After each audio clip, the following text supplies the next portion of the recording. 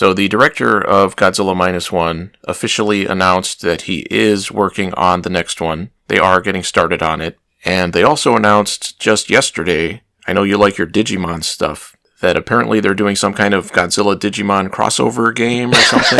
I don't know the details of it, but it's a thing. So it's time for you to start sending in your letters demanding your Godzilla Star Fox crossover so he can bring back those puppets and, have them fight Godzilla. Which, honestly, I would pay to see that. That would be awesome. Maybe they could have a puppet Godzilla, too. Yeah, they've never done that before.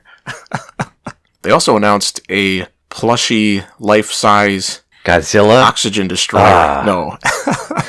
Unfortunately not. But if you want your own oxygen destroyer to sleep with at night, you can buy one now. The world is getting better in some ways. It looks ridiculous. Like, you could tell when they were announcing it that they all knew it was kind of ridiculous because it was very goofy. It was a very goofy presentation. It's fun. So you're going to buy one? I will not be getting one for myself. I have enough stuffed animals as it is. So what did you check out this month? So last month I talked about some Planet of the Apes movies. This month I watched the 2001 Tim Burton remake of Planet of the Apes. Okay.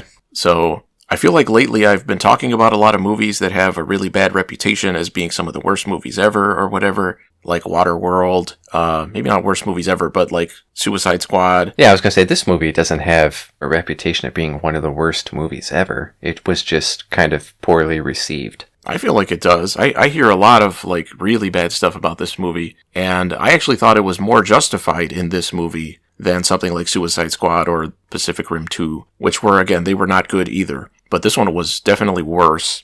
So nothing in this movie worked, really, in my opinion. The story was not interesting. They turned it into something super generic and took out everything that made the original movie unique and interesting. I agree. Mark Wahlberg was not a good actor. I'm just going to say a good actor, but also not a good choice for the protagonist. Or, I don't know, it's not that he wasn't a good choice, because the character's not interesting in the first place. And that's part of the problem, is his character is just kind of there. Yeah, and most of the time, his character doesn't have time to explain things or to talk.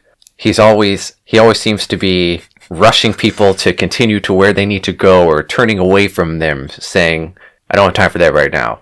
So it doesn't really allow us as viewers to understand him as a character. Plus, in the original movie, what made Taylor unique was that he could talk, and the other humans could not. But in this movie, there is nothing that sets him apart from everyone else. But for some reason, just because he's the main character, everybody just kind of follows him and seems to think that he's special. Exactly. But there is nothing that sets him apart. Well, he's got his Wahlburgers. Is that a thing? Is that... Yeah. I'm gonna guess those are shoes. What? Wahlburgers? Yeah, I don't know. What is that? They're food. Wahlburgers? Yes. Welcome to the 21st century. Does he have a restaurant? His family does. Okay. Well, sorry if I'm not a big fan of Mark Wahlberg. Okay. Or his burgers, apparently. There's like 100 locations throughout the United States. And Canada and Australia and New Zealand. I couldn't tell you the last time I ate a burger, so I'm not a burger person in the first place, and I don't care about restaurants. I love how you say that so direct, like restaurants. I know. Like the scourge of the earth. So the stuff with the apes in this movie is mostly a bunch of really dumb jokes, like the kind of jokes you would see in like a very childish cartoon. I'm guessing Tim Burton probably thought they were really funny. But they weren't. They were just dumb. It was just like, hey, look, it's apes. Isn't that funny? Apes are doing, human things. Whatever. Which the old movie did that too, but in a way where it was letting you know how the world worked, and it was letting you see what you're dealing with. But in this movie, it's just dumb jokes. Effects-wise, the one good thing I ever hear about this movie is the Rick Baker prosthetics are really good, but I couldn't tell you if they were good or not, because the cinematography in this movie is so bad that everything just looks ugly, and you don't really have a chance to look at the makeups. Everything looks like a generic, almost like stage performance or something, but put together into a movie. And it did not work, and it wasn't helped by the really bad wire work, because since you're dealing with apes, they have just at random points, instead of acting like humans that are playing apes, which is what they are for most of the movie, they will randomly pull out this ability to jump 20 feet through the air and it looks really stupid.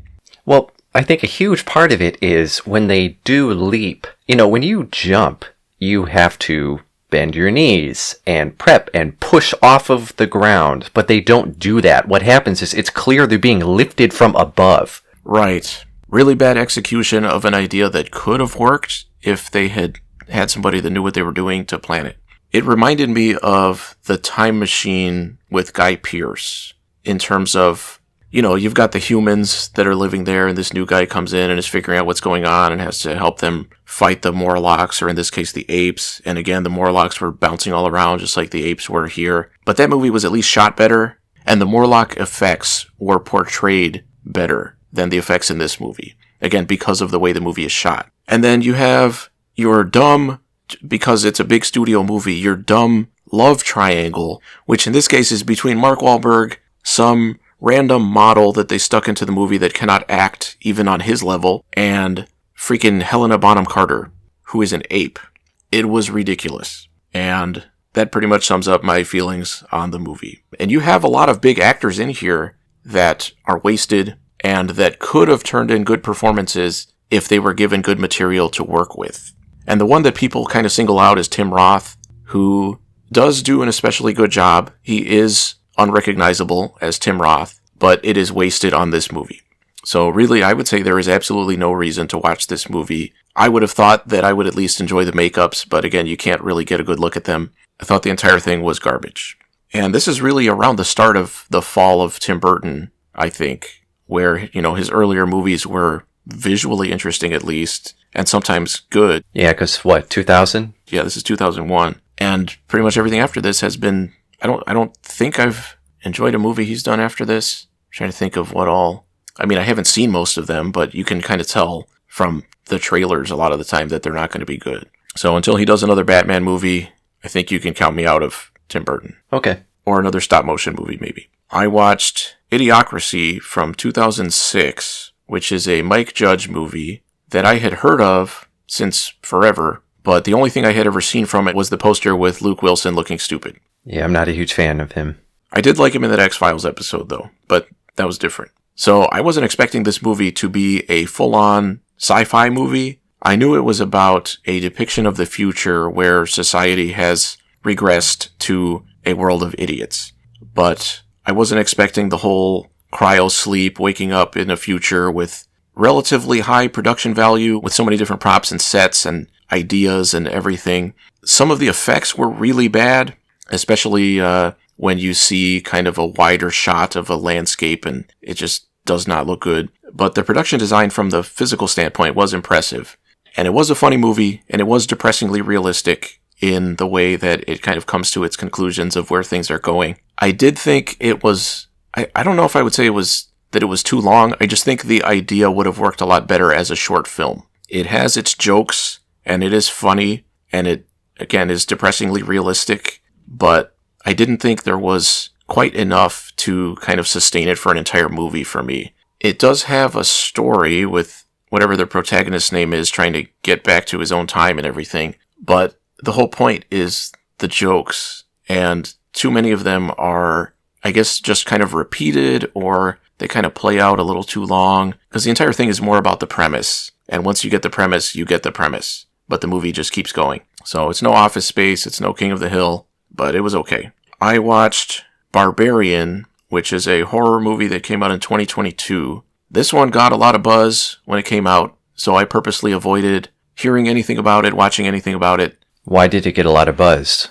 I think just because it was a good movie. Okay. Because again, I purposely avoided seeing anything other than, like, that it was getting positive reviews, very positive reviews. So I'm not going to give away too much either, but your setup is you have this girl who's in a different town for a job interview, so she rents out a house, but it turns out someone else has already rented it, and given that it's a horror movie, you're wondering if this is some kind of, setup to capture her or do something. And it goes in directions that are very unexpected. Even once you get a decent ways into the movie, it will still turn in a different direction. And it really made it work. It's shot in a really interesting way where some of those times that it does go in different directions, the entire filming style will completely change. And it was really cool. There are some scenes that take place several decades earlier, and they're shot in a completely different way, and that was really cool. And there is some humor in the movie, but in a way that really worked for me. I could definitely see some people being a little bit annoyed by it, but for me, I thought it worked. Because one thing that I did know was that Justin Long was in it, and I associate him with really stupid comedies.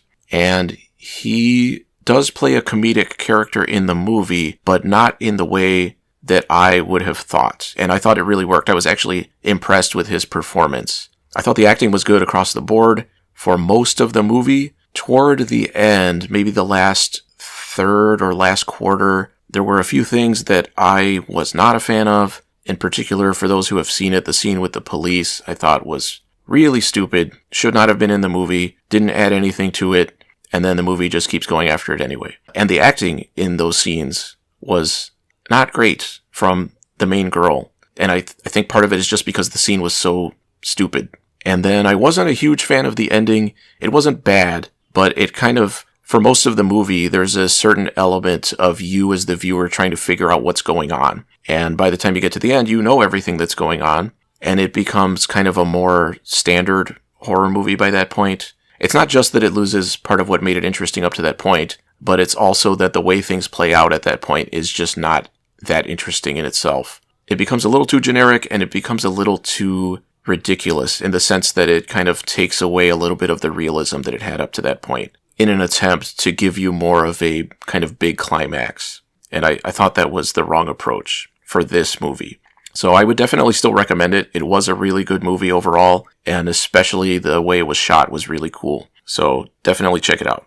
I watched another horror movie from 2022 called Watcher, which was set in Romania, following Micah Monroe as an actress who moves there with her husband who speaks Romanian. She doesn't speak it. And there is a serial killer going around cutting women's heads off. And one woman that survives an encounter with him says that she felt like she was being followed, like someone was watching her in the time leading up to it. And so Micah Monroe starts to feel like someone's following her around. And there's a guy that she can see across the street, in the apartment across the street, who always seems to be staring out his window at her. But it's far enough away that she can't really make out his features clearly. So it's potentially a good setup, and I definitely wouldn't say it was a bad movie, but it definitely needed more substance to it over the course of the movie. It was another one that would have worked better as a short film, maybe. It wasn't helped by the way they tried to make things more tense and kind of put the main character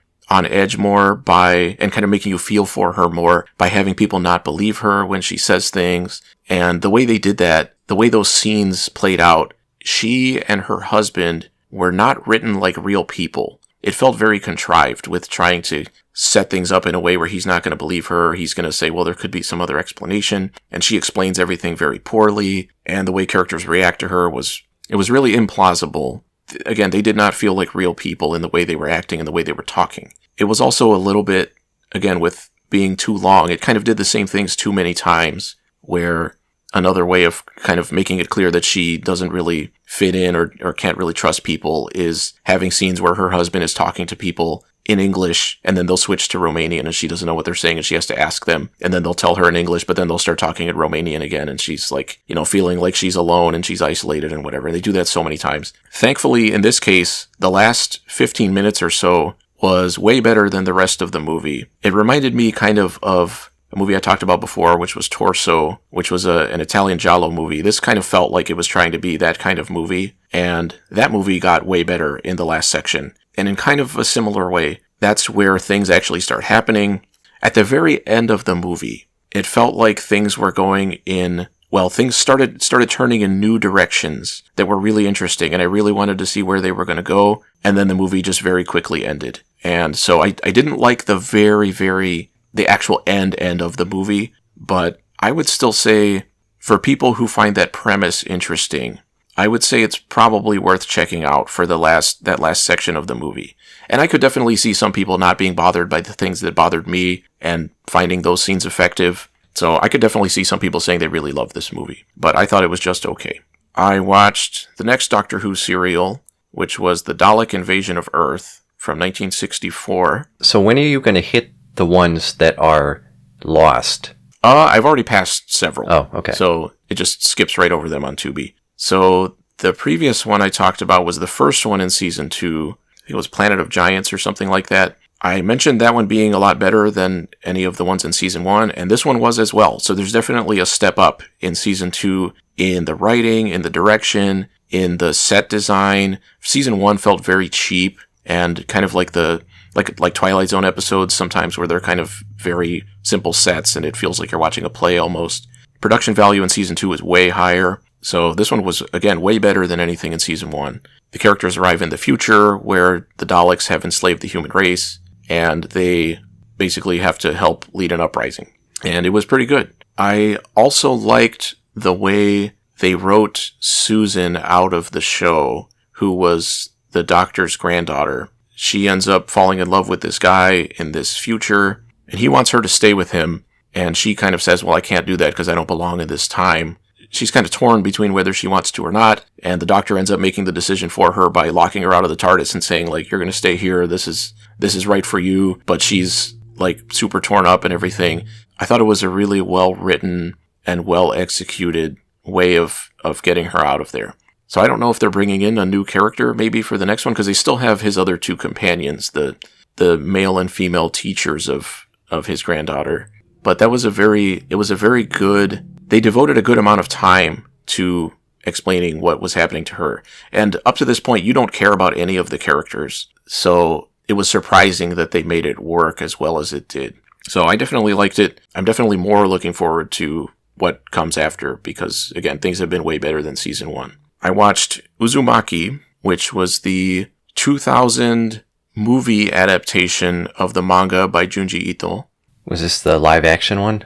Yes. And I know, before anybody posts in the comments, I know there is an anime adaptation that just came out, which I have not watched. I guess it's on like Cinemax Go or whatever the hell the Cinemax streaming thing is. Cinemax On the Run or whatever. I've heard mixed reviews on that one. Like, it started off really well, but then people felt deceived because I think the animation quality dropped drastically after the first episode. Yeah, I guess their budget was cut while they were already in production, and they decided to try to finish it anyway.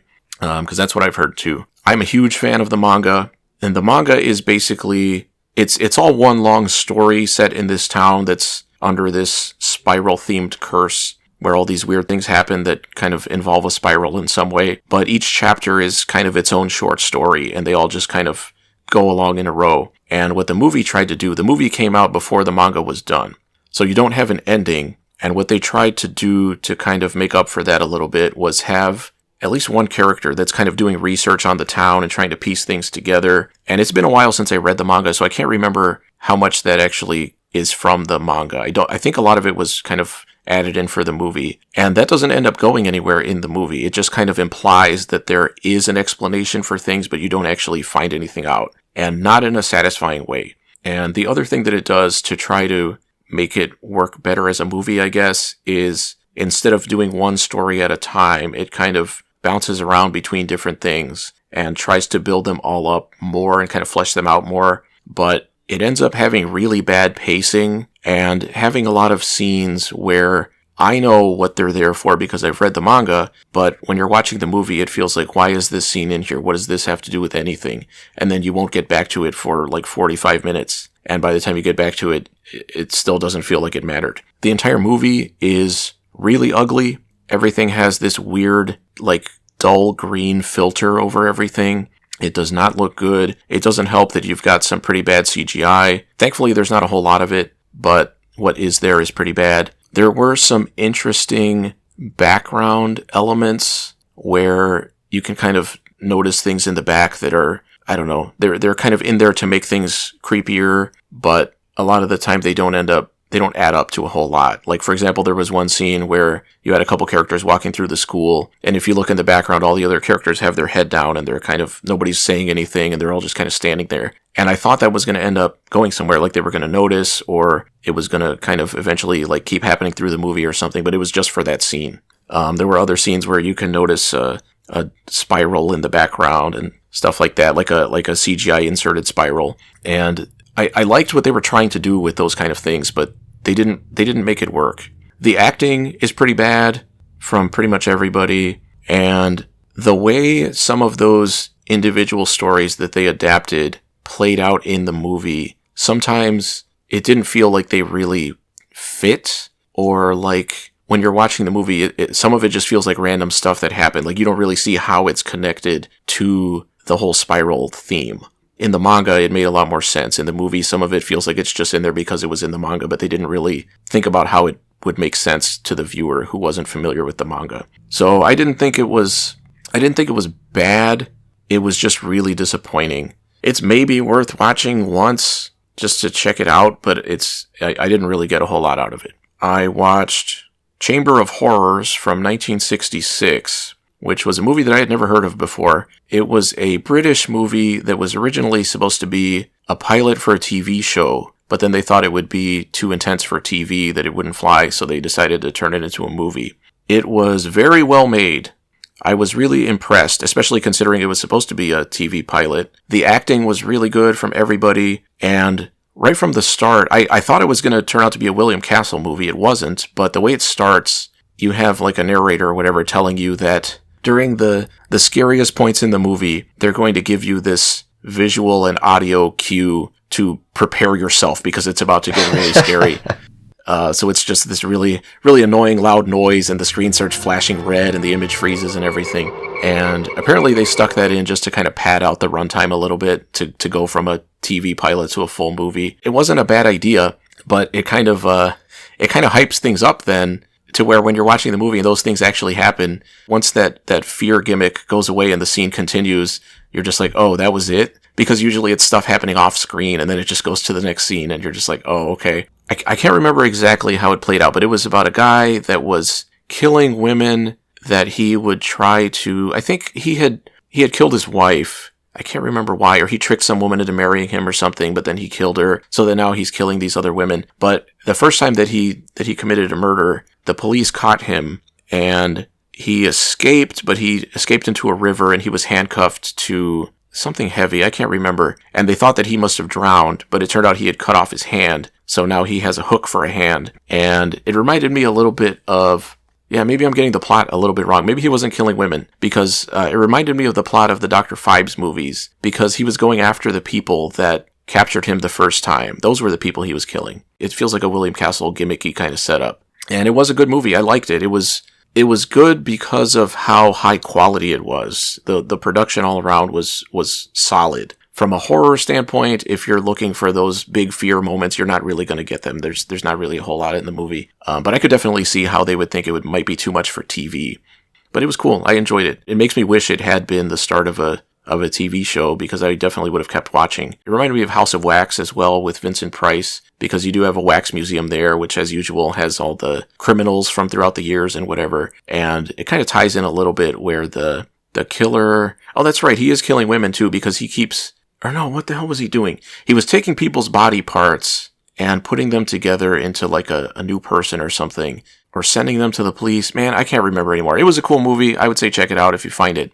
And somehow it involved a wax museum. I don't know. I don't really remember. I know the climax was in the museum. So yeah, it was pretty cool.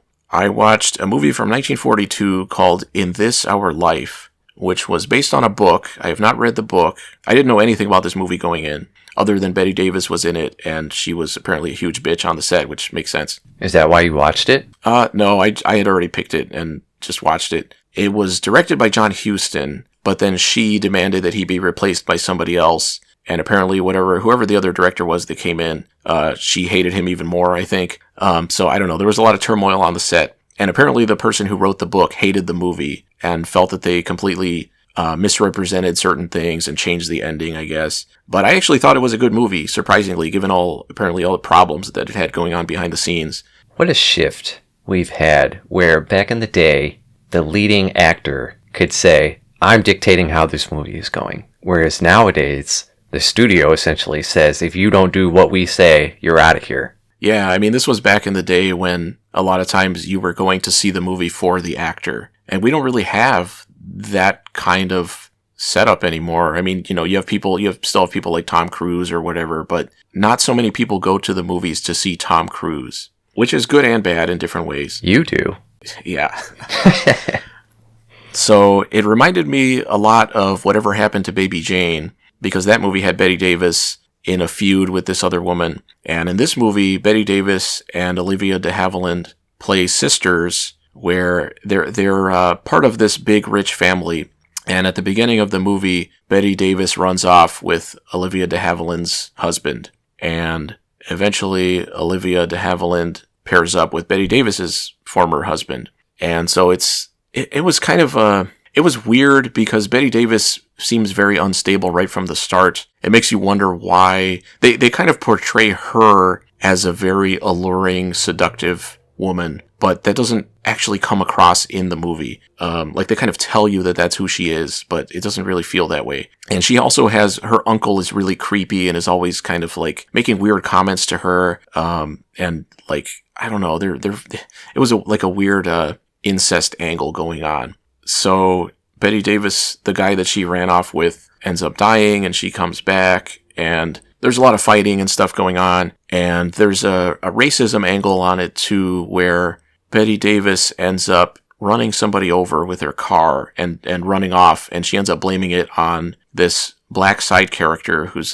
kind of a young kid, not like super young, he's like in his early 20s, I guess, probably, who wants to be a lawyer. And there's a whole thing of he's very, very well spoken. He seems like he could end up succeeding, but then she kind of throws him under the bus and blames everything on him, and other characters and kind of the whole system just kind of automatically are just like, yeah, of course it was the black guy because, you know, this is the 40s. And so that was kind of its own little subplot that came more into it at the end, but it felt definitely kind of out of place earlier on with the way they introduced that side character and kind of would come back to him only every once in a while. And it was clear that he was important in some way, but he didn't actually have anything to do with what was going on until you get to the end. So that was a little, structurally, it didn't quite work. But on the whole, I thought it was an entertaining movie. I thought it was interesting. It was definitely hard to get into at first when they're introducing all the characters, and there were so many characters, and I was like, I don't know who all these people are in this family. And it was hard to know why you should care about anything that's going on. But by the end, I did enjoy it.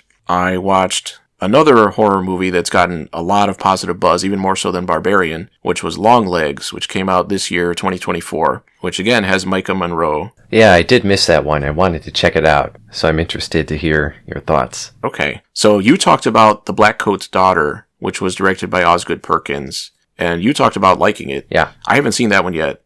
This was my first movie of his, but this one was very good. He talked on the DVD about basically wanting to do like a new Silence of the Lambs kind of movie, make something that was that type of movie on that level where it was really good. And this was really good, and it definitely had a strong, especially at the beginning, a very strong Silence of the Lambs feel to it, with Micah Monroe playing this young FBI agent who's kind of out of place and I guess I would say kind of insecure maybe. She definitely seems very young and very inexperienced, and right from the start, you know that she has some kind of psychic abilities, but it's very vague. And you have this serial killer going around called Longlegs, who's kind of at least inspired by the Zodiac Killer to a certain extent. He leaves letters in code to the police and stuff, and he's played by Nicolas Cage. And normally, I'm one of those people that hates Nicolas Cage, thinks he's a terrible actor. I generally avoid movies with Nicolas Cage in them because I just know that I'm not going to like them. Same. The only exception for me before this was Raising Arizona, where I thought he did a good job, but he's not playing a typical Nicolas Cage character. And he actually was really good in this movie, too. It made me think of Danny DeVito in Batman Returns, where he has all these prosthetics on, and his performance and everything makes him feel like a unique character. And it's the same for Nicolas Cage here. He doesn't look like Nicolas Cage, and he doesn't act like Nicolas Cage. I thought it really worked. And it reminded me of Twin Peaks, The Return, or Season 3, or whatever you want to call it, in the way that certain things, certain visuals, felt like they would have fit in with the new Twin Peaks. And you actually have one of the main actors was in the new Twin Peaks. And the movie, again, this is one that I don't want to say too much about, but it does throw in, it does go in a certain direction that I was not expecting, and I ended up really liking it, and I thought it really worked. So I definitely think this one lives up to the hype. I thought it was great. You can definitely see the the attempt to do something on the lines of Silence of the Lambs in terms of quality and in terms of obviously basic concept. But it goes in a very different direction as it goes on. And just like Barbarian, this one is shot in a really interesting way. And actually, for me personally, my one negative was just the way it is shot. There are a lot of wide-angle lenses where the stuff, sometimes the things that you're supposed to focus on are relatively very small on the screen. So you need to have a big enough TV to really be able to see, to get the full impact of what you're looking at. Or ideally, obviously, you'd see it in a theater or something. But for me, I was sometimes struggling to make out certain things. And there are some hidden things in the background, which I'm not going to say what they are. But definitely it's a movie where you want to pay attention to what's going on and you want to keep an eye out for things.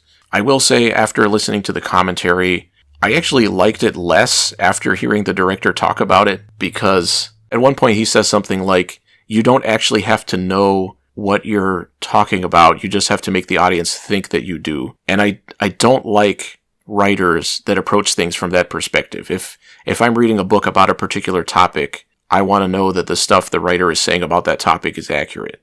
And in this movie, there were just certain things of, some of it would be exposition, and I actually, even right at the very beginning of the movie, I can't remember what the line was, but there was a line that stood out to me that I was like, wow, at like the FBI briefing or whatever, I was like, yeah, they're not going to be telling them what to look for now when they're about to leave and then give them such a cursory description. It was very, he does the kind of thing where he gives you just enough information for the scene sometimes to kind of be able to follow along, but it's not realistic sometimes, and it took me out of it a little bit. And listening to the commentary and hearing him say that basically is his approach, it made me notice it a little bit more. And he even points it out sometimes. And I don't like that. I think I would have liked it better if I didn't know that he was that kind of writer.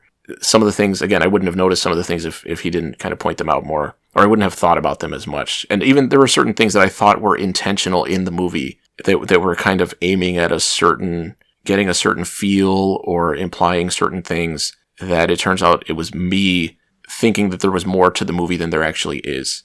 So I don't want to say too much more about that. I could go into detail about some of those things, but I don't want to spoil anything. It's definitely still a really good movie. Super well made. Definitely worth checking out. I definitely liked it a lot. I don't want to make it sound like I don't like this movie or whatever. I thought it was great. All right, I'll definitely check it out. I read Scythe by Neal Shusterman, which was a young adult sci-fi novel from 2016. It's the first of a series, and I didn't know anything about it going in. I thought it was going to be a fantasy novel, but it turns out it's set in the future, where technology has advanced to the point where people don't die natural deaths very often because they have nanomachines in their blood that repair damage and dull pain. So you even have some characters that will jump off of buildings. They call it splatting. And slam into the sidewalk and then get revived at a medical center or whatever.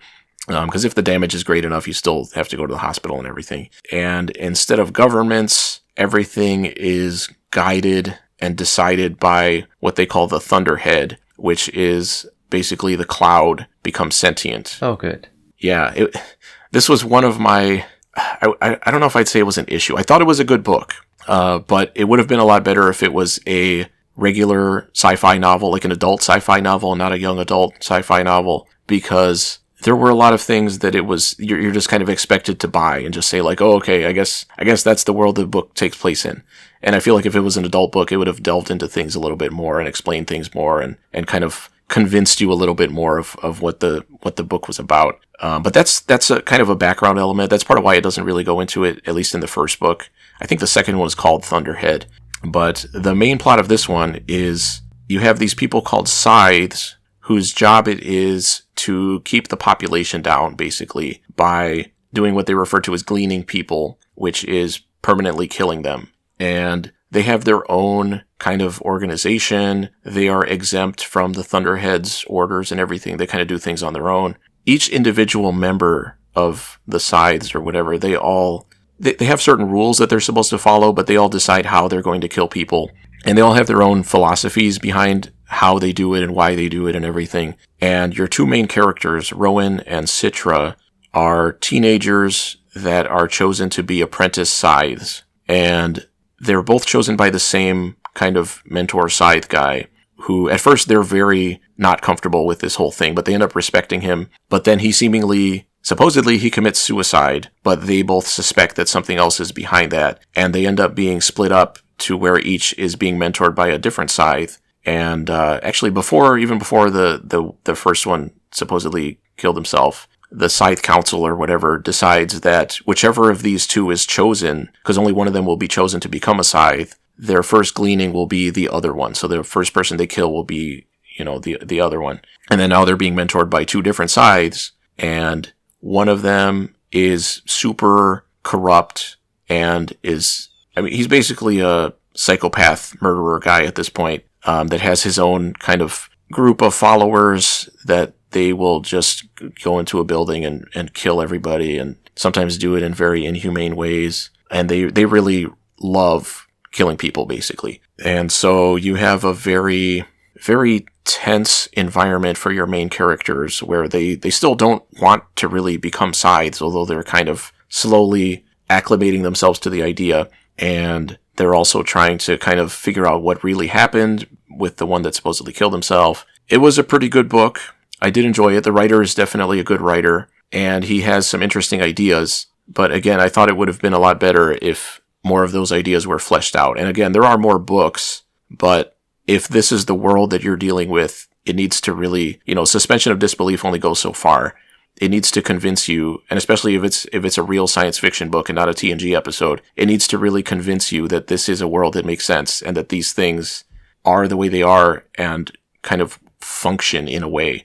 And it gives you just enough to kind of tell you the way things are and kind of hint at things sometimes in a way that was interesting. I did like the way in between the chapters of the story, you have journal entries from other Scythes, kind of sometimes talking about the history of how things came to be this way. It's a way of getting exposition in there, but it's also a way of exploring philosophical ideas. And that's part of what made it interesting, was the way it talks about death and the meaning of death, and, whether the things that they're doing are right, and I don't know, the nature of humanity, and even the way it depicts this society where nobody dies anymore and nobody really has to work. I mean, some people do work, but sometimes they say technology has come so far that there's nothing else to do. So most people live kind of just a generic, kind of empty life. And the only thing they really fear, if they even fear it, is the Scythes. And also, when a Scythe kills someone, gleans someone,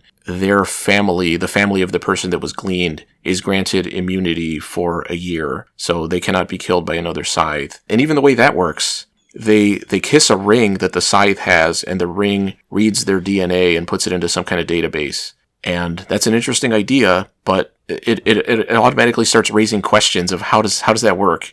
And does that mean, like, if you spit at a Scythe's ring from a distance and then run away, is it going to pick up your DNA and then you might be safe? I don't know. There's too many questions that it raises. But the actual contents of the book were solid. It was a good book. It was interesting, and it does play with interesting ideas. And the writer is a good writer. I did consider going on to the next one, but I feel like it would end up being one of those things where I never end up getting back to it. So I'm not going to read the next ones. I'm just going to say. But I did enjoy this one. I did think it was good. It is a book that I would recommend to the proper audience, to that kind of young adult audience, because I think they would enjoy it more. They would get more out of it. It would feel like a more substantial read to them. But it does make me wonder about, well, I don't know, that would be going too far, but thinking about like young, budding psychopaths, what they would get out of this book. I don't know. It was a good book.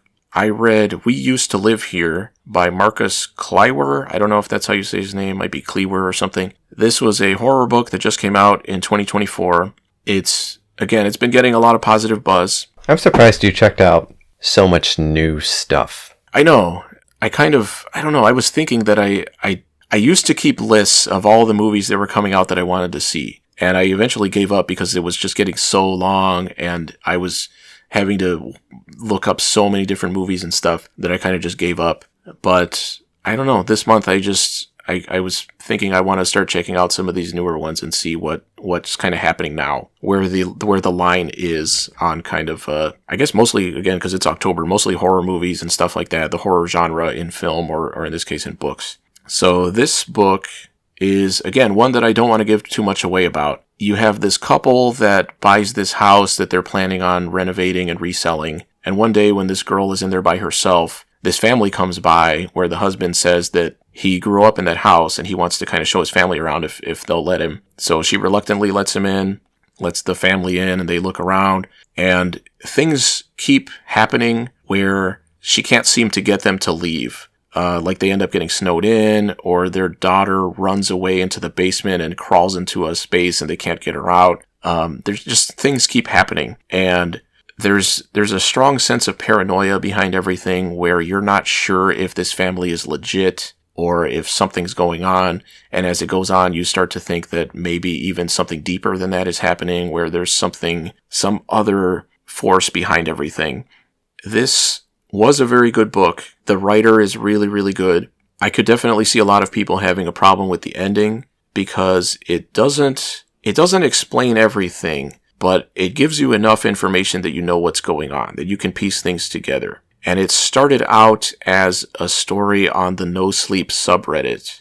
And even without knowing that, I think I would have said this feels like something I would read on Reddit, which is not, I guess in theory it's not a good or bad thing, but it was a little distracting to me because it just felt so much like a Reddit thing. Again, the writing, the quality of the writing is really high. It's a really well-written book. There were only a couple of small moments where certain kind of horror tropes would pop up that I would just be like, oh, okay, this is what he's going to do to try to make the scene more tense. It was kind of like that scene in Barbarian with the police. And again, like Micah Monroe in Watcher, where nobody believes her and stuff like that. There's a lot of the same kind of things going on in this book, but this book definitely does those things really well for the most part. There were only a couple of moments where I said, oh, this is kind of dumb, kind of hokey, and it didn't fit in with the high quality of everything else.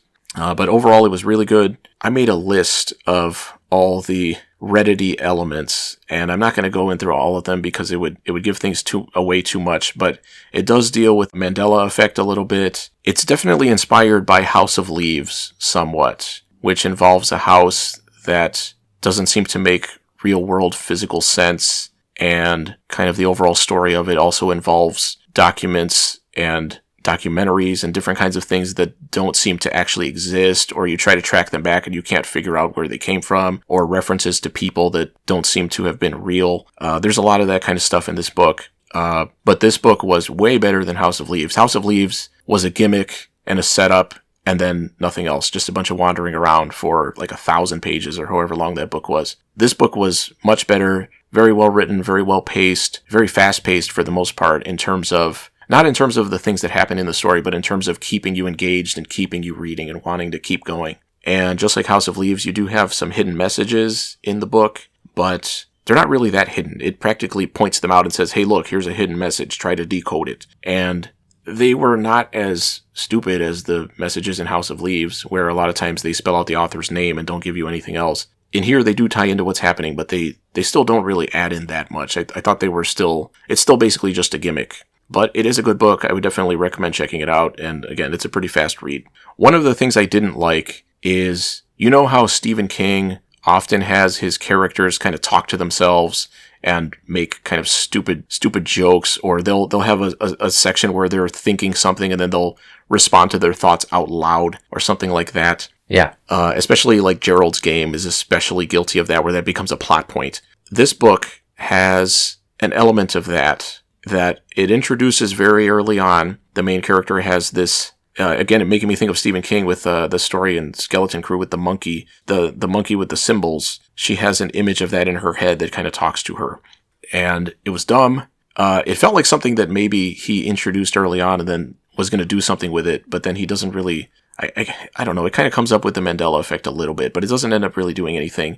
And it mostly fades away as the story goes on. And I think after maybe like halfway through the book, I don't remember it popping up at all, but it was there and it was dumb and it didn't need to be there. So that was definitely a negative thing, but a very minor one.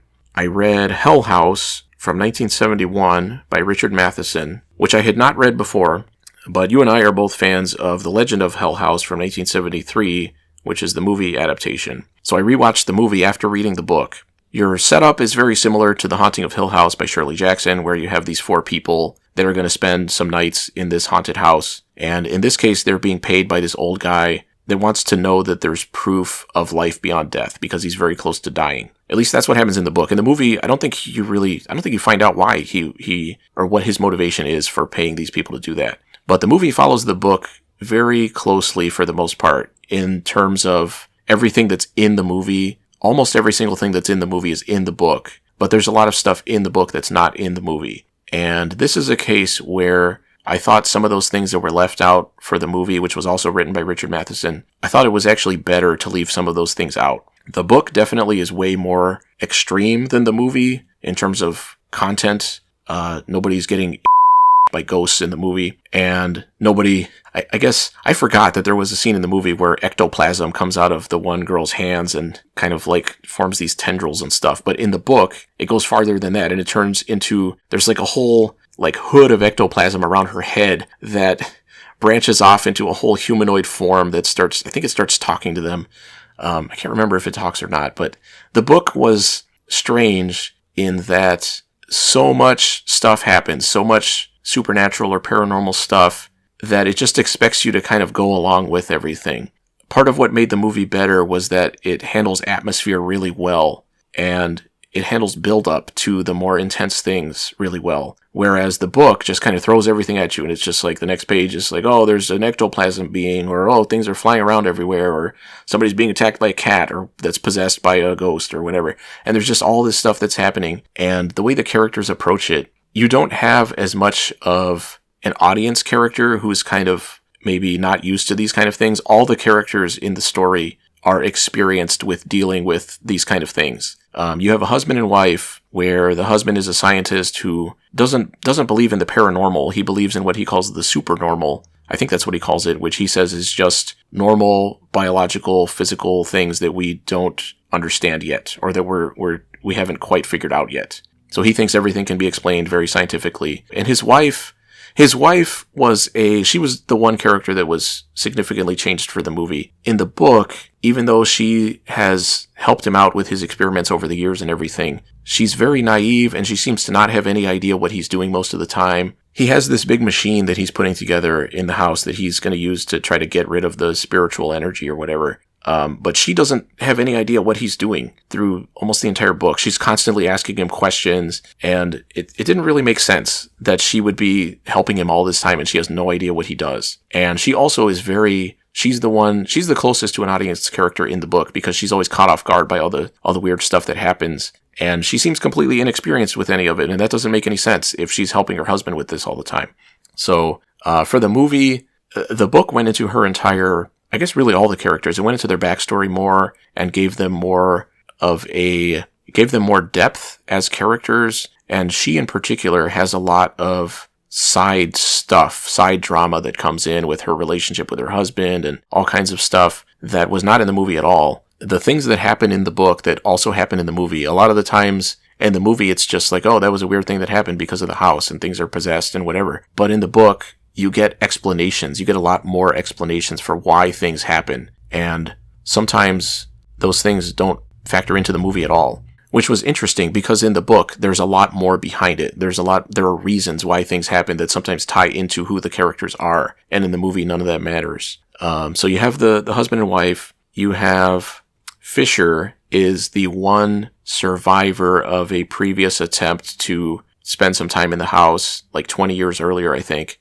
He was like 14, I think, at that time in the book. I think in the movie he was 15. But he's the one survivor, so he has previous experience with dealing with everything there. He's also a medium. He can communicate with dead people or whatever and can sense things and everything. But he is now reluctant to use they say in the book that you have to keep practicing using those abilities or they'll kind of atrophy. And he hasn't been doing anything since his last time with the house, so he's kind of out of touch with all that at this point. And then you have another medium who is a woman who in the book runs her own church, which that's something that I wish had been explained more in the book was her church, because she throws in a lot of Christian things, but then she also has like a really heavy New Age spiritualism kind of angle to it. So she believes all of this stuff. She believes in ghosts and everything, and she believes she can contact the people there and can talk to them and figure everything out. So all of these characters are familiar with spiritual stuff and ghosts and whatever. So they take everything in a very matter-of-fact way, much more so in the book than in the movie. Everything's just kind of flat. The entire book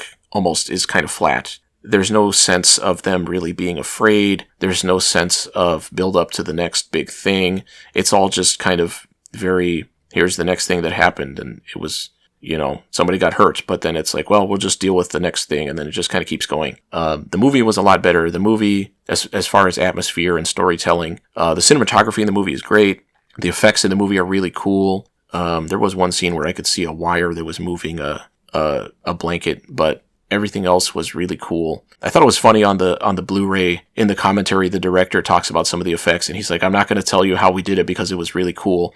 And then, it was in an interview, and then there's a commentary with one of the actresses, and she tells you how they did it. So, I don't know, that was funny. But they were really cool. The book is way more intense in terms of the things that happen. Characters get injured way more than they do in the movie. But, again, everything that's in the movie is in the book. And I thought the movie worked better just because of the way it was put together, because of the way the story was told. So the book is definitely my least favorite Richard Matheson thing that I've ever read. It's not a book that I ever see myself reading again. Whereas usually I really like Richard Matheson. Like, I've read I Am Legend a million times. But the movie is a movie that I could see myself watching again. And I'm sure I will. So I would say check out the movie. And you have a really good cast in the movie too. You've got Clive Revill, Gail Honeycutt, Roddy McDowell, Pamela Franklin, and then a cameo, I guess, by Michael Goff, who doesn't have any dialogue and is playing a dead guy, I guess. But he's in there at least. I read Something Wicked This Way Comes from 1962 by Ray Bradbury. Have you read this one? I have not. Okay. I have read this probably 5 or 6 times. I was trying to remember when I first read it. I don't know, but I had to be pretty young. And every time I read it, it reads differently. Especially, I would say more in the first half of the book. There's a lot of depth to it. There are a lot of lines that you could take out and just have an entire discussion about what these couple sentences mean and about all the kind of ideas that it plays with.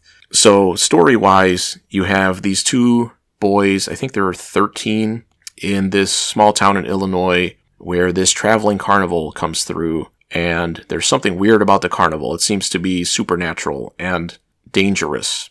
And over the course of the book, the boys kind of run into the people that run the carnival, and they know that the boys are onto them and that they're going to try to stop them in some way. So they end up kind of trying to hunt them down. And one of the boys, his dad, is kind of the third main character. He's relatively old. He's in his he's like 53, I think, or something like that, which there's kind of a subplot of him feeling like he's too old to really be a dad for his son, that he had a child when he was too old, and he can feel himself aging, and he's kind of longing for his youth and wants to be a kid again and everything. So there's a very strong theme of aging and becoming an adult and even dealing with death. And that's the thing about this book, is it has its plot, but a lot of the time the plot takes a back seat to the themes. And there are times when Ray Bradbury, I've said this before, when he can kind of hit you over the head with things a little too much, and it kind of gets out of hand of the story a little bit. There's a whole section where the dad is just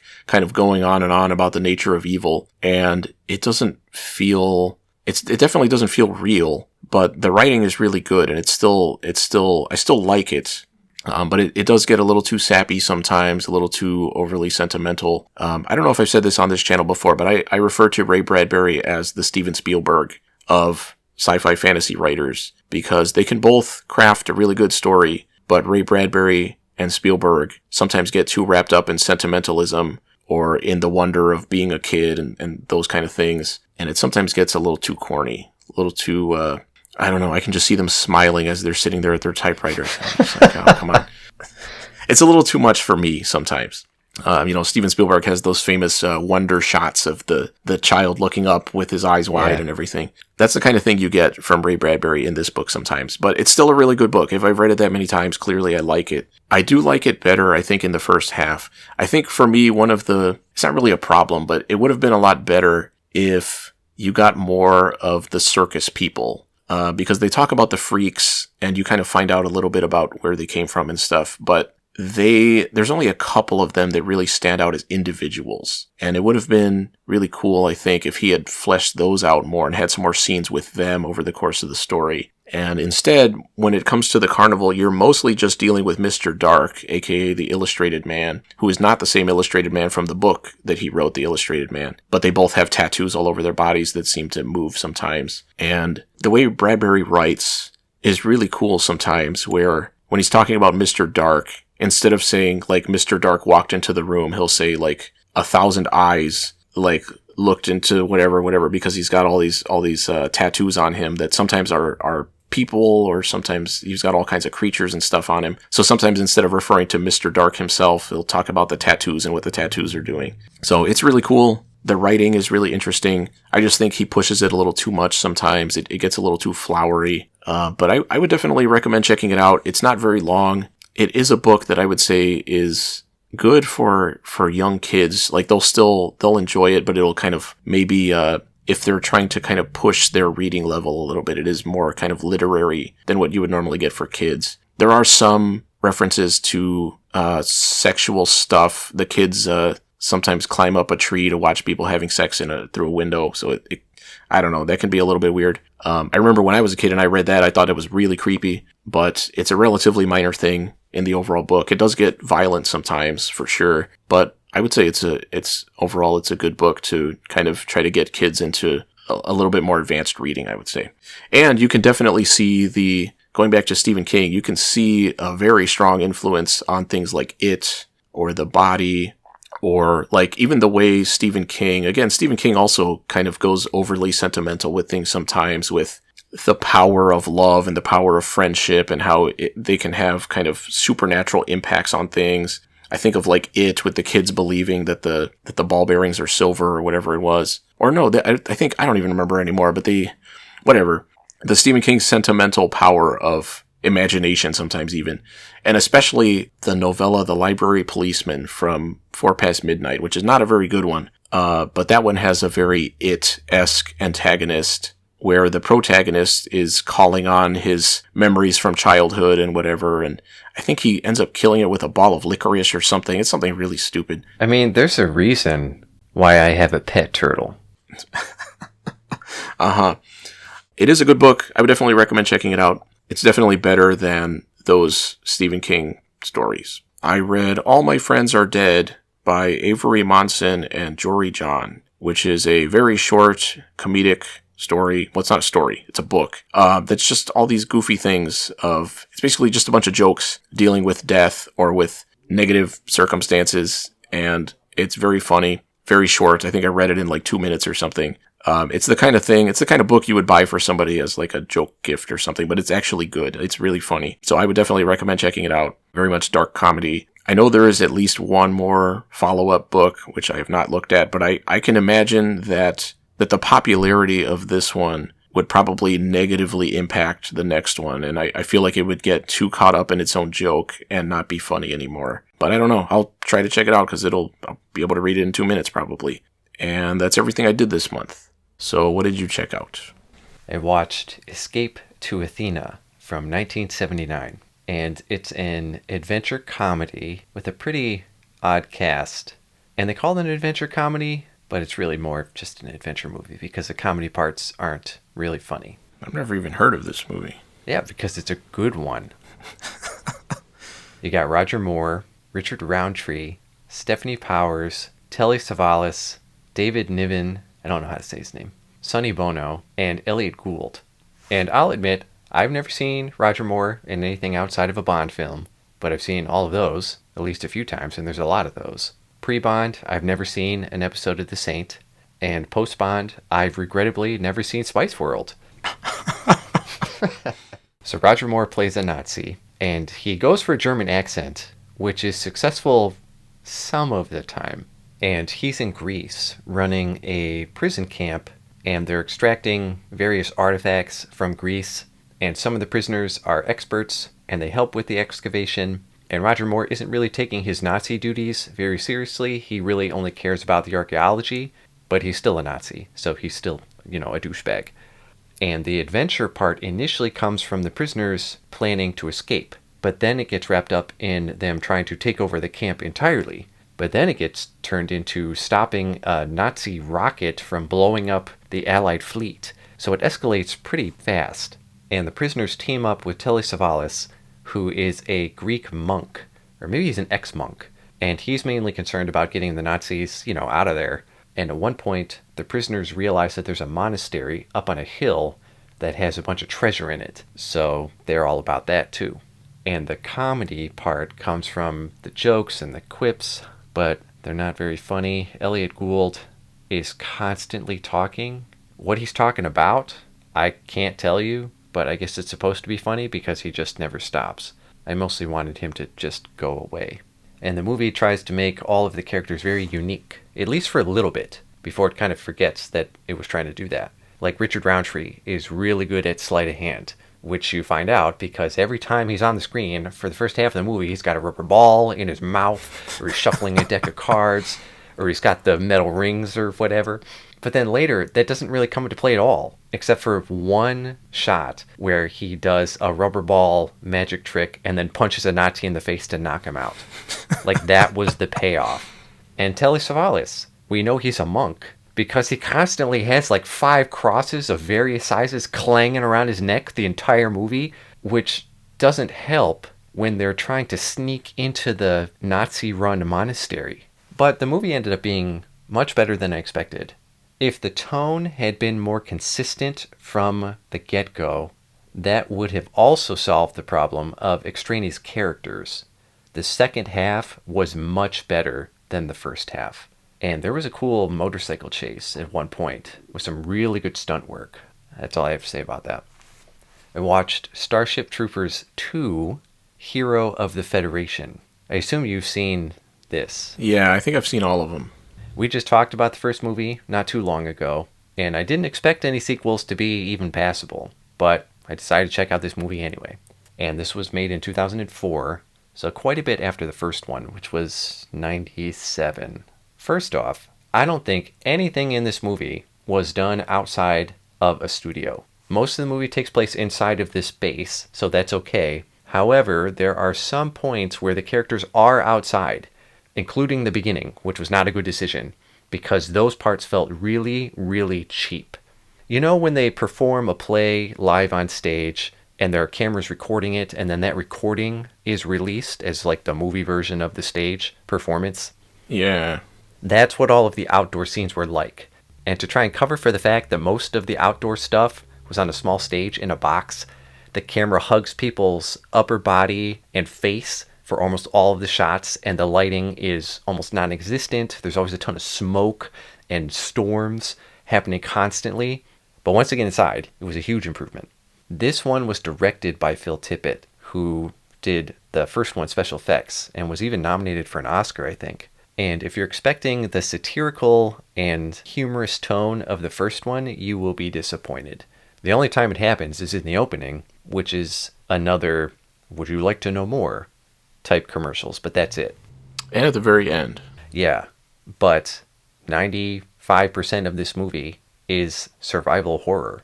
The bugs are trying to get into this abandoned base that a group of troopers has holed up in, and it turns out that there's now this small type of bug, well, small is a relative term, that forces itself down your throat and takes over you. And, I say small, but they're gigantic. They're the size of people's heads, but they somehow still manage to shove their way into their mouth. And since it's Phil Tippett, there's a good chunk of practical stuff, and even the CGI doesn't look absolutely terrible. And as the bugs take you over, you start to decay and decompose.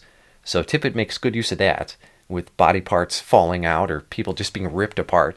And where it might have gone in a who's infected direction, the movie instead chooses to reveal who it is pretty quickly, and they keep infecting others. The end goal being to infect the highest ranking officer, who will then go back to the Federation once they're rescued and infiltrate from within. After understanding that this wasn't going to be at all like the first movie, this one surprised me. Even the acting, for the most part, wasn't that bad. I did think it was weird, though, that Brenda Strong is in this movie as well, but as a completely different character. Yeah. I'm surprised you like this one. I remember thinking it was really boring. No, I liked it. I really liked that shot, too, where the first guy well, I guess maybe the second guy who gets infected, he starts falling apart. So the other dude has to carry him around all the time. And he ends up just ripping him open from the top of his head. Like he sticks his fingers in his mouth and just pulls up, and the guy just totally falls apart and all these bugs spill out of him. That was cool. Okay, you're making me think I should rewatch it because I don't even remember any of the decomposing stuff. There are some goofy, dumb things with the characters who are psychic. Like the one woman, she can't really act that well. And whenever she touches somebody, she'll get like psychic flashes, and she always goes, and her eyes open really wide, and it reminded me of Wishmaster, when that main character would have her visions, and she would just start screaming in the middle of public places. The movie was overall worth a watch, though. Just don't let the beginning throw you off. And then I watched Starship Troopers 3, Marauder, which was made 4 years later, but chronologically it takes place pretty much right after the first one.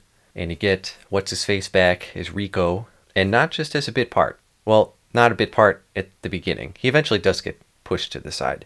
And this one was directed by Edward Neumeier, who wrote all 3 of these movies. And RoboCop, or at least co-wrote. Since it takes place closer to the first one, the tone goes back to the satirical nature, but it doesn't quite hit the mark all of the time. The big theme in this one is the use, justification, and manipulation of religion to further the war efforts. And this one felt more grand than the second one, solely from the fact that there were scenes in actual locations outside. But the CGI was pretty bad at this point. But there's actually not too many scenes with the bugs in general, so that was good, because they looked bad. And for the practical effects that were there, I was surprised at how great they were. So I checked out the dude that was credited. Do you know about this? I don't know. He actually worked as a supervisor on Aliens and Terminator 2 and a bunch of other stuff. Robert Skotek, which we both discussed how much we enjoyed those. And for those who only pay merit to awards, both of those movies won Oscars and BAFTAs for their effects. So that should satisfy all parties. Case closed. The effects were good. Plot-wise, it turns out that the brain bug they captured in the first movie actually intended to be captured so it could psychically motivate the head of the fleet, played by Stephen Hogan, to essentially give up all of his information, and he treats it as a religious experience. It was an interesting concept. And of course, since it's a third movie, and at this point we need something bigger and better to set it apart, the new bug is the size of a mountain range, and they end up blowing up the entire planet to get rid of it. I think having all 3 of these movies written by the same guy helps keep things fairly consistent, at least from a writing quality standpoint. Would you agree? Not really, not from what I remember, because again, I remember the second one being really boring and missing that tone, like you said. The third one did try to go back to it, but I thought it was too in your face and obvious about it. It was almost like outright comedic. A very interesting trilogy overall, though. So now you got to watch the CG ones. Well, I know Edward Neumeier wrote one of those, too. Okay, I didn't know that. I don't remember those almost at all, so I don't know. They must have been great. Yeah. I watched Moon from 2009, and I first watched this back when it came out, and I really liked it. And watching it now, it's not quite as good as I remember, but it's still a solid single-actor piece. And Sam Rockwell would not be my first choice for a movie like this, but he handles it pretty well. He doesn't really have a huge acting range, so he's pretty much the way you'd expect. And spoiler alert, there are clones in the movie, which is revealed pretty early on, not as a last-minute twist, so I guess it's not really that big of a spoiler. So he spends a decent chunk of time with himself, and I thought it was extremely effective and realistic to have him get on his own nerves. Because while I appreciate the work Sam Rockwell has done, I would not want to hang out with Sam Rockwell. I think it would end in violence very quickly. Regular or mental? Plot-wise, he is up on the moon by himself, harvesting what they call helium-3 or something to provide energy to Earth. And he's on a 3-year contract, but it turns out that he's just a clone, and there's a bunch of clones of him up there. And they all basically fall apart after 3 years. And when they think they're getting in their little pod to go home, it just incinerates them instead. The scenes where he was with himself were pretty well done. His reactions were a little over the top sometimes, but they compensated a lot of the time for having a body double and just hiding their face. So that was good. It's a nice little sci-fi story, even if it's not an entirely original idea. I watched The Ward from 2010, which is the last thing John Carpenter directed after Ghosts of Mars, which I talked about however long ago, and that movie was terrible.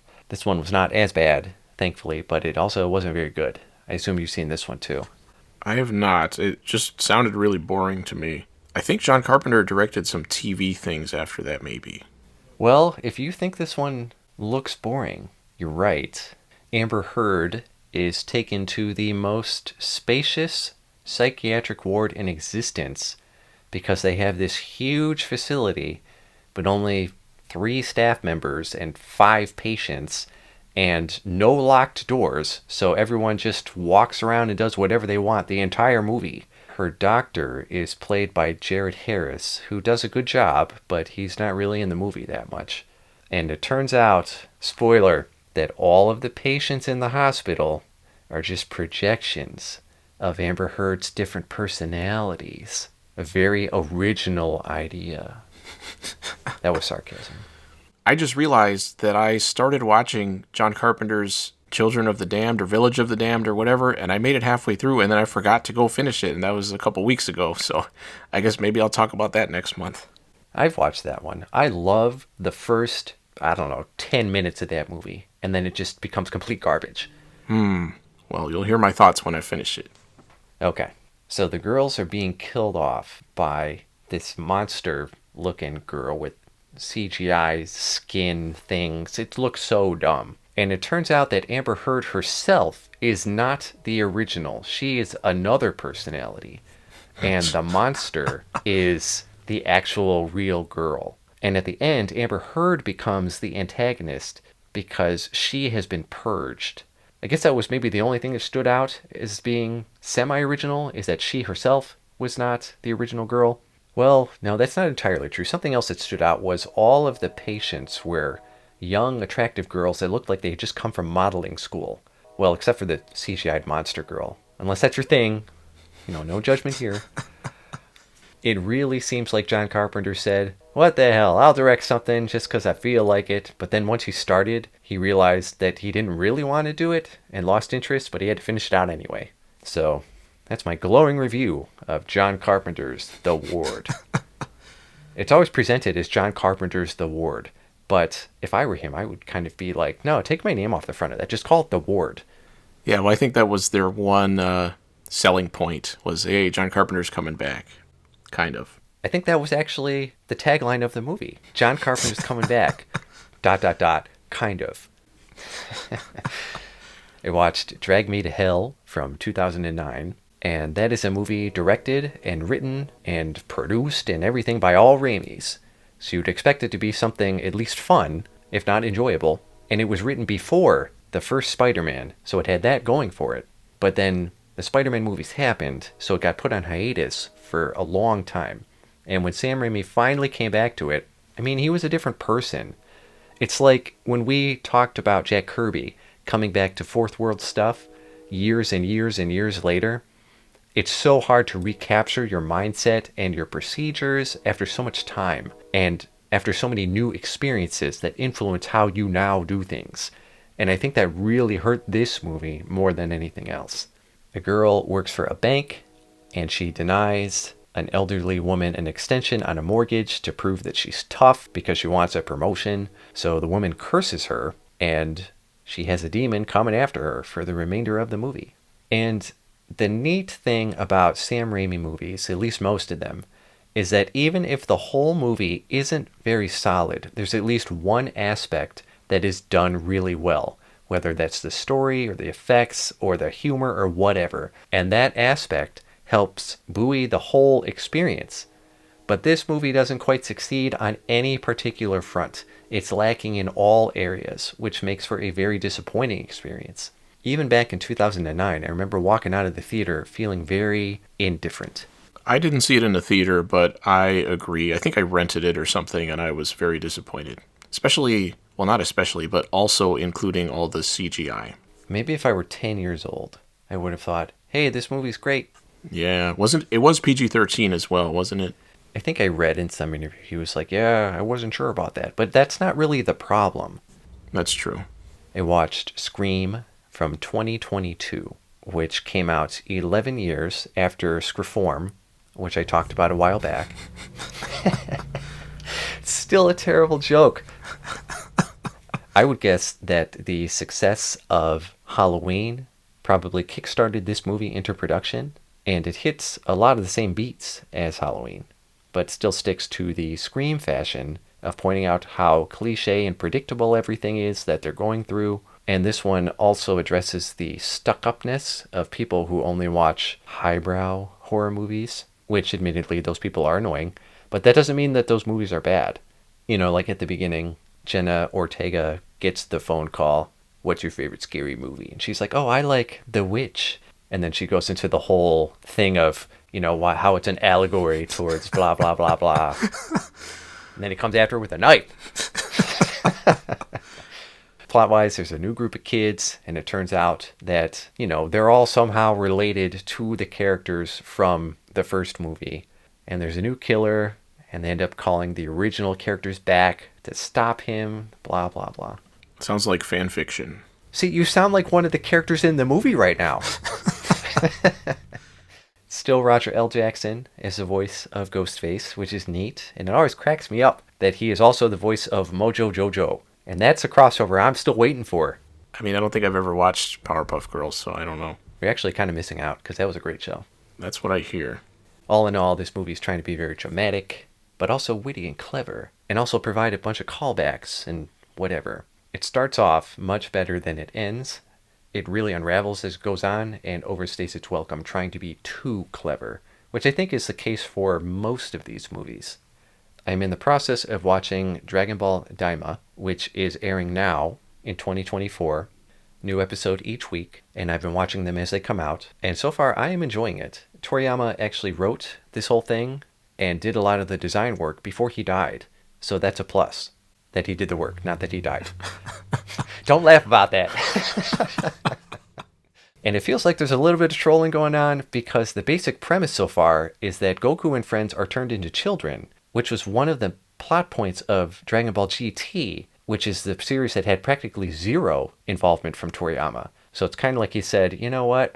If you're going to do that idea, let me show you how to do it the right way. I'm liking the show so far. From what I gather, there are some people that do not. But I think that for anything that is as popular and has as wide a fan base as Dragon Ball, they can't really do anything that's not going to tick somebody off. And thankfully, I don't rely on the internet to tell me if I like something or not. So for those of you listening to this, you can tell your friends that you think Dragon Ball DAIMA is actually pretty good. I've watched Collateral from 2004. I used to love this movie, but it's one of those that I haven't gone back to because I think I wouldn't like it anymore. Okay, you know what? This is a movie I never even wanted to watch because every poster always had Tom Cruise with that idiotic hair. And I thought, how could I ever focus on anything happening when he's walking around with that hair? You said you loved this movie? Yeah, back in high school. I mean, I wasn't blown away. I thought it was a movie. Okay. Jamie Foxx is a cab driver who has dreams of starting his own limousine company. And one of his fares one night is Tom Cruise, who turns out to be a hitman with really stupid-looking hair. And once Jamie Foxx kind of gets trapped in Tom Cruise's night, he can't really get out. So he's just saying, I gotta get through tonight. And it's mostly a character piece between the two of them, but it goes on a little too long. And as it closes, it ditches a lot of the believability that it started with just to keep things moving forward. And it didn't feel organic, and it would have been a lot better if the last third had been as well thought out as what had come before it. So I now can say I have watched this movie, and also that I didn't miss out on too much. I'm not unhappy that I watched it, but it's not like, damn, you gotta watch this movie. Get some good hairstyling advice. I remember thinking, again, like 25 years ago or whatever, that Tom Cruise made a good bad guy in that movie. But again, I haven't gone back to it, and I feel like I probably wouldn't like it anymore. Well, he was a douchebag. Well, there you go. I mean, I'm saying that like in past tense. You know, I don't even care. I don't even care that he's a patron. I said it, Tom. What are you going to do? I think he signed up by accident in the first place, so... Well, he's not even one of the ones in the paying tiers. He's one of the free people. I didn't even know we had that tier. Who set that up? Whose idea was that? Oh, that explains why we get so little money. Okay. Yeah, it also explains why some of those people's names are like, F*** you. Just so they can get their message out without having to pay us money. And you better cut all this out because Patreon doesn't like any criticism. I think that goes against the contract. Yeah, well, neither does Tom Cruise, and I say, F***. I read Uncanny, The Origins of Fear by Junji Ito, which came out this year. And I like Junji Ito's work, and to find out he wrote a book about his life and ideas was a neat thing. This book was not very deep. It was a very light read that felt like a conversational interview.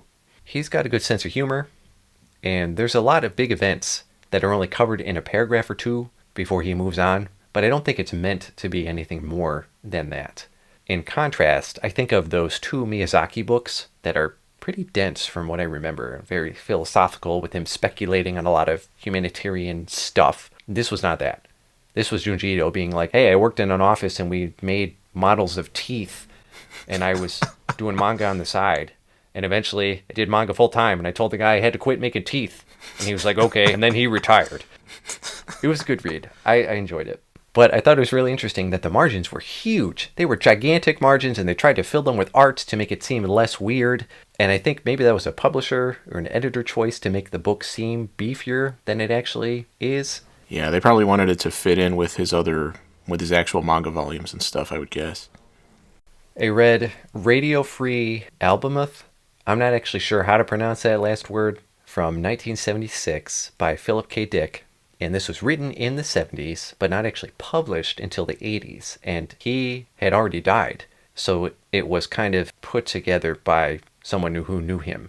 And this book was an earlier draft of what eventually turned into Valis. I don't know if that's how you pronounce that either. And the only reason I picked this book up in the first place was because it was on a table in a bookstore, and it had Philip K. Dick's name on it, and I had never heard of it. So apparently, and I did not know this prior, I don't know if you did, Philip K. Dick himself, in real life, claimed to have experienced intervention by other intelligences and had all this paranormal stuff happen to him, and he led a very chaotic life, it seems like. Did you know any of that? I don't know much about him. This book recounts some of those experiences because Philip K. Dick is a character in the book, but the part that's a little confusing is the character who experiences all of this stuff is not Philip K. Dick. He tells Philip K. Dick about it. And halfway through the book, the narrator shifts from Philip K. Dick to the guy who experienced all this stuff, who in real life was Philip K. Dick, but in the book is not. There's a lot of government subterfuge and hidden messages and secret meetups and messages coming from space, but different planets and all of this really weird stuff. It was pretty wild. It was an interesting and weird read. And after learning about all of his real life hallucinations and suicide attempts and whatever that he experienced in real life, it made the book that much weirder. It wasn't a bad read, although I am interested in checking out Valis now, because the reason he ended up doing that was because he pitched this book first, and his editor and publisher, whatever, said, now you got to keep changing all this stuff, keep changing it. And he was like, okay, this isn't actually what happened. I read My Name is Shingo, Volume 3, which was originally published in the 80s, and Volume 3 just came out this month over here. And this is that wild story that I first discussed back a few months ago, so if you want to get caught up, you need to start there. Do you remember the last thing I talked about, where the kid... Jumping off the building? Yeah, so they jumped off Tokyo Tower, and the helicopter pilot managed to snag him out of midair, so they lived. So they get back down, they're all safe, and then the girl's parents say, damn, okay, we are actually going to England now, like we were planning on doing in the first place before you ran away and climbed up a tower and jumped off and tried to kill yourself to have a child. So they leave, and the boy, Satoru, is distraught, and he says that when they grow up, they'll both forget about each other, and any of this even happened, because they're just kids now. But, based on all the shit they went through, I really doubted that. It's not like they got ice cream one time, But really, it's just a defense mechanism because he, runs to the robot and he types in that he still loves her. And her name is Marin. And because during the storm from earlier, there was a power surge, lightning hit the factory, and power kind of went to the robot. So it is now slowly gaining intelligence and more self-awareness. So because it's not working as expected, the factory owner and his wife decide to disassemble it and salvage the parts. So the wife has some people come out, and they turn off the power, they unplug it, they turn off the battery back up, and they're trying to get it off of its mount. And it just has these huge bolts, and they're trying to loosen the bolts. So one of the workers is swinging this huge sledgehammer to keep slamming it into this bolt, trying to loosen it up. And the robot, which is still functioning despite having been unplugged and stuff, manages to slip a cable around the dude's leg. So when he swings the sledge, it ends up slamming into the other guy's face. So they all run to the hospital. So it's just the owner's kids that are left. And they hear some noises, so they go into the factory and they see the robot, which is really just this big column with kind of a huge arm on it. And it's just kind of dragging itself out of the factory, which was really goofy. And they start freaking out, and their dog goes to attack it, and the arm reaches out and grabs the dog and like smashes the dog's head. And then it crashes through the front of the factory, and the kids are just screaming the whole time. And it had just kind of a comedic tone to it, just the fact of this robot just scraping itself out. And later, when the kids are explaining what happened, the police are like, "What the hell are you talking about?" And then they accuse the wife of selling the robot to somebody else just for the profit. And what actually happened is the robot somehow managed to get itself to a junkyard and is just hanging out.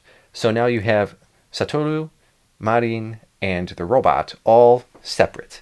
And for Satoru, his dad got a new job. And he runs home to tell his wife or his ex-wife, I'm not sure if they actually got divorced yet, but she says, "You know what? That's not enough money. We're moving, and you're not coming with us."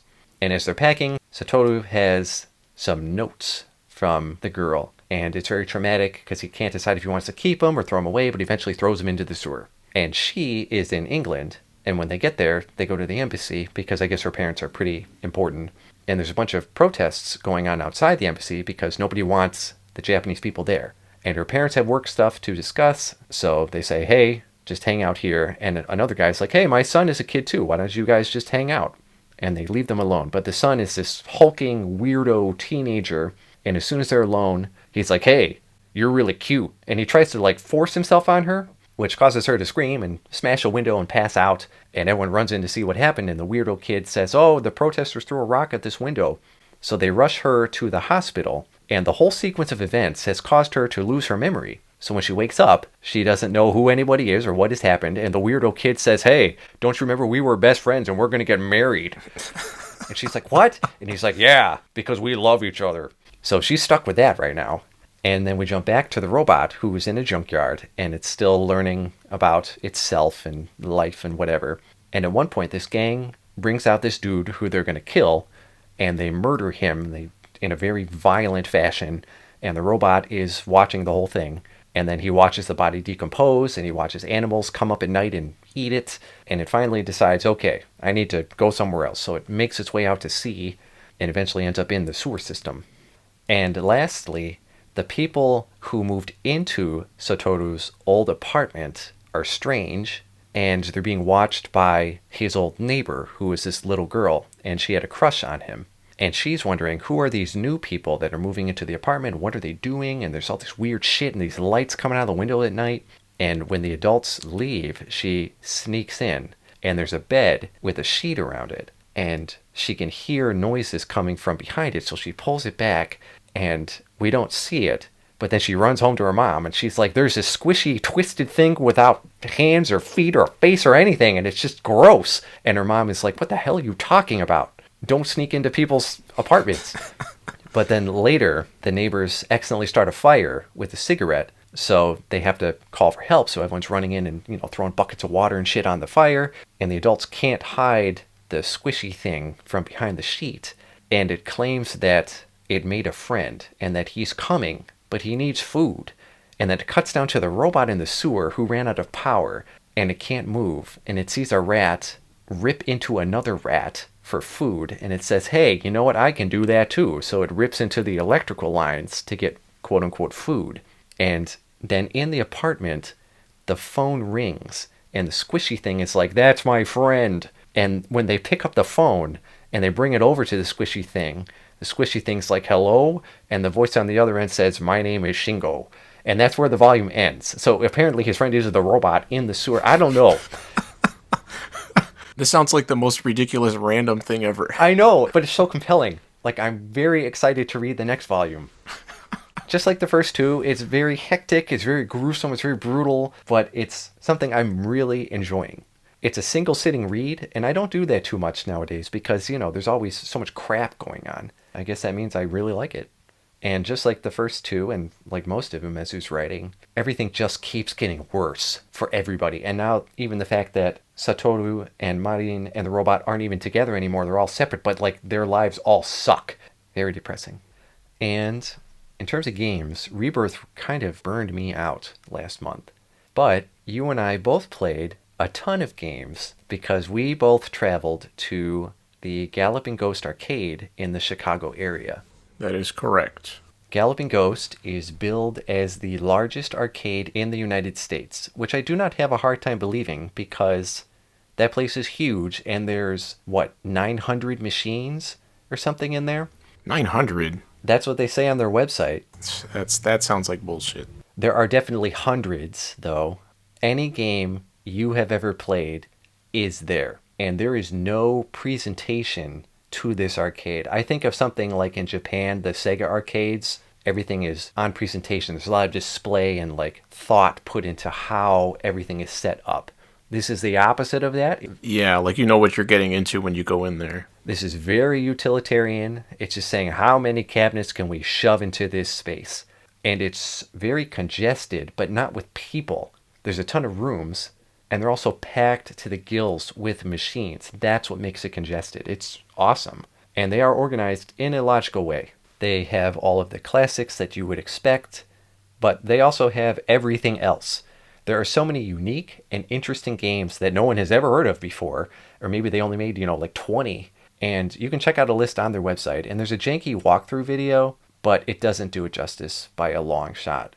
If you are into arcades at all, I would say it's worth visiting the Chicago area just for this. I agree. I mean, going to Chicago too, there's other stuff to do.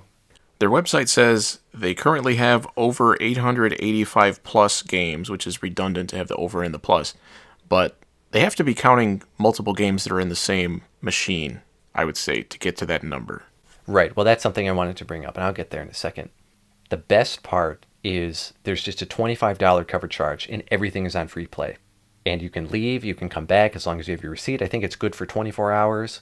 Something that's really apparent in a place like this is how incredibly awesome Sega was for so many decades in the arcade scene. Developers over there had free reign to pretty much do whatever they wanted, to try new stuff, and they were given the resources to make it happen, even if it wasn't successful. There's some really, really unique stuff that Sega did that they can't even have made too many cabinets of. But whoever does Galloping Ghost seeking and purchasing, they managed to get this stuff, which is crazy. And when this arcade started, it was part of a building. But as time went on, they got more and more stuff, and they kept expanding into other parts of the building. And then they kept doing that over and over and over again, and now it's the entire building. It's basically Buffalo Bill's basement, but filled with arcade games. I guess. There are some weird people in there, so yeah.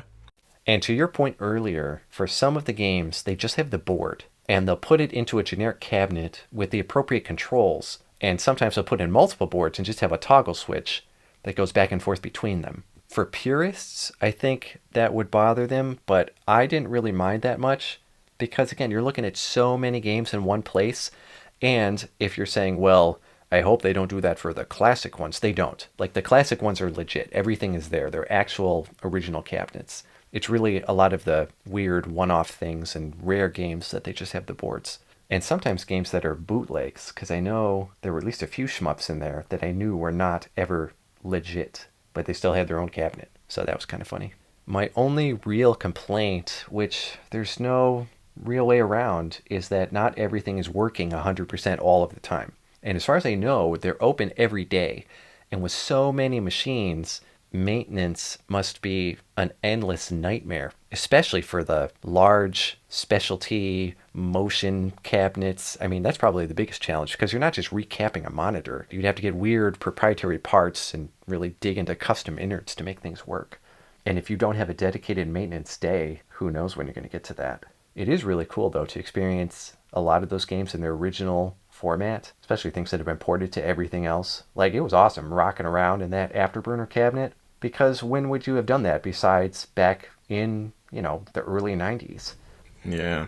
My complaint was that the bathrooms were always occupied, because I kept trying to use the restroom, and I never did while I was in there. I made a point to not use the restroom there. Well, I would have preferred not to, but I really had to pee, but I had to hold it. Yeah, but see, that's part of what's nice. You can walk out, go to a different business, then come back. Okay, yeah. I mean, I guess there's an alleyway right behind the building, so yeah. I also made it a point to have a bottle of hand sanitizer in my pocket. I have some highlights of cabinets that I enjoyed. Do you have any that stood out to you? None that I really want to talk about. Okay. Anytime there's a Star Wars Trilogy arcade, I have to play it. I love that game. We're talking the big sit-down one. Okay, yeah, I agree on that one. I liked that Aliens Armageddon game. Yeah, that was cool. Which is from 2014, and that was the deluxe version with the detachable giant light guns. That was cool. I always like playing Gauntlet Legends and Dark Legacy, and I will note that the last time I was at this arcade was over 2 years ago, and my character data was still saved. So, kudos to them. They have The Grid, which is that really experimental midway game right in the NFL Blitz time period. And they have like 5 of those cabinets hooked up together. So how did they even get all of those? Ikaruga. I love shmups. And to get to play on, the dedicated cabinet with that monitor that goes through the ceiling. That was awesome. That Castlevania arcade game. It's like a huge booth. And you got the 2 Wii remote type things where you whip enemies. That was cool just to be able to say, like, I played it, Because where am I going to see that thing, ever? Yeah, I was enjoying playing that, and then that asshole busted in there and was like, dude, I'm gonna get in on this. And I was like, I'm fucking break, and I ended up leaving. That's awesome. It was not awesome. There's that title game called The First Funky Fighter with the 9 giant buttons in a 3x3 whack-a-mole format, which only takes, like, 3 minutes to play. But that game was so goofy and so much fun. There was this Namco game called Armadillo Racing. Did you see that one? No. So the only controls, it's like a huge cabinet, and it's 2 monitors kind of hooked together, and the only controls are these 2 huge trackballs, and you're just slamming this trackball forward as fast and hard as you can to get your armadillo to, run through the race. It was such a simple idea and like such a huge footprint of a cabinet for something that was so simple. But it was a lot of fun. Oh, that arm wrestling game was cool that I almost won. No, I thought you did win that. I on the hardest difficulty, I won the first 2 rounds and then I tied on the 3rd one. I guess, I don't know, does that technically count as a victory? I don't know. No, yeah, that's right. You didn't win. Yeah, I wanted to go back, but I never did. Too scared, too afraid that I'd lose even worse. Yeah, it's a good thing we had that hand sanitizer at that point, too, because how many people freaking shove their fist in their mouth or whatever? Yeah, I couldn't tell you how many people I saw doing that there. There's this neat Atari game from, I think it was the late 80s, that was just back in some corner. It was called Zybots, which was a 3D dungeon crawler that you could play with 2 people at the same time. And the control scheme was what made it really cool, because you used the joystick to move, but the joystick had an outer casing that you could rotate, and that's how you would turn your character 90 degrees to go through this maze. It was such an interesting concept. Just one of the really neat things that stood out of many, many things.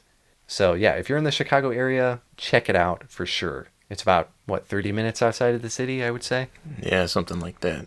And they have a pinball one too. We didn't check that one out. I think it's an entirely separate building, and they got about 30 machines in there, but if it's anything like what they're doing with the cabinet building, they'll probably just keep expanding that too. I love a good pinball game. And that's everything I did this month. So this video turned out to be longer than normal, mostly because you talked about so much crap. What I was going to say, your half was about as long as mine was. So thanks for watching the whole thing. Yeah. Or not. Thanks for just, using the time codes to skip to mine, because you know that my things are actually good. Uh-huh. I'm trying to remember what you talked about.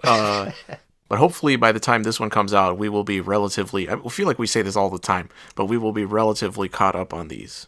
Just for awareness, we each edit our own halves. And I am caught up. I'm ready. I email Robert like every week and I'm like, hey, my September's ready. Where's yours?